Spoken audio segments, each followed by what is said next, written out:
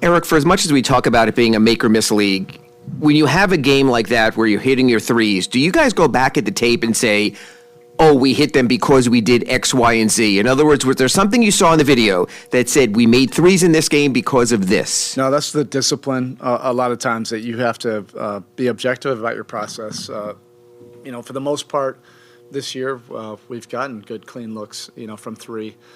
You can't overreact or obsess based on one result. I love the shots that we got. I've loved a lot of the shots that we've gotten. We just have to continue, to build more consistency to our attack. I thought we had really good attacks. I thought we got our paint opportunities, even against the zone. Jimmy was able to get in there. But the symbiotic relationship was also important, that we were able to spray out and find open shooters, and it always helps when they knock down those. So what's the next step in Kyle's recovery process as he gets closer to his return? Same process, yeah. Yep. And he's making progress. Spo, as you head to this push of 20 games, how much is the 6-game homestand as far as importance of trying to get it off going well and playing at home in front of your home friends in the next 6 games? Yeah, it's important. Our guys are smart. They're also really competitive, so they know what's at stake and know who we're playing in these 6 games. But it's also important that you don't start getting ahead of yourself and starting thinking about all these other teams that we're playing. We have a great opportunity tonight against Philly. It was a amazing environment up there in Philly. We're able to get out a tough road win, and now I want to come back here and compete against them again in a similar type of way in terms of disposition.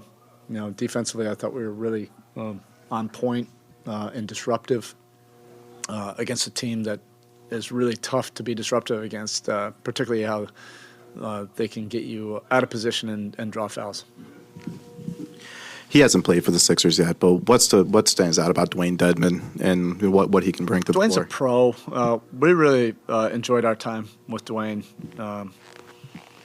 He was really important for us when we first signed him, and then last year, when he was healthy, he just gave us great minutes that fit, who we are. He's tough. He's physical. He has a great defensive voice. He can really communicate well, and you can see why, they signed him. He gives another guy with a presence in the paint and size. But he's an enjoyable guy. He's a really funny guy behind the scenes. Most people don't really get to see that side of him. We did, and that was probably one of the pleasant surprises of developing that relationship, is seeing his humor.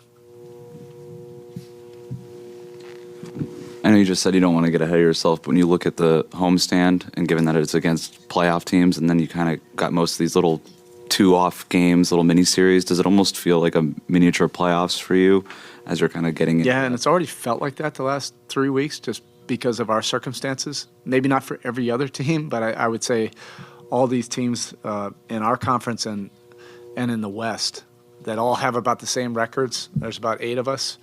I think it's felt like the playoffs for the last 3 weeks, and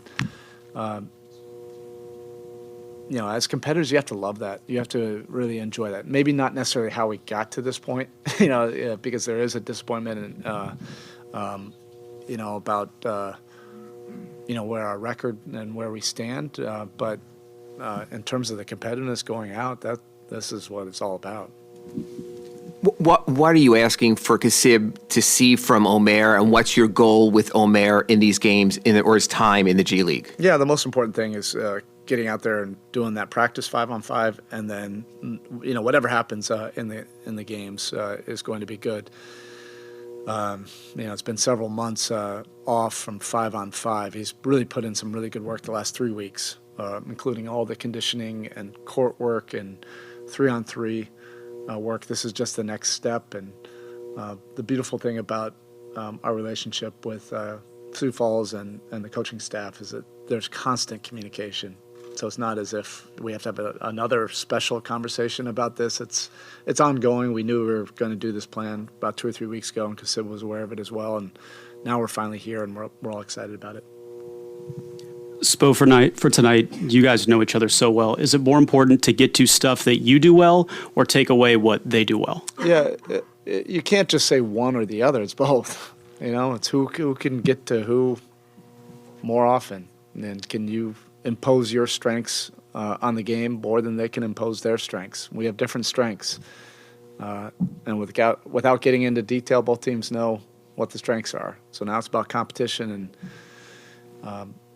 finding a way to, to get it done.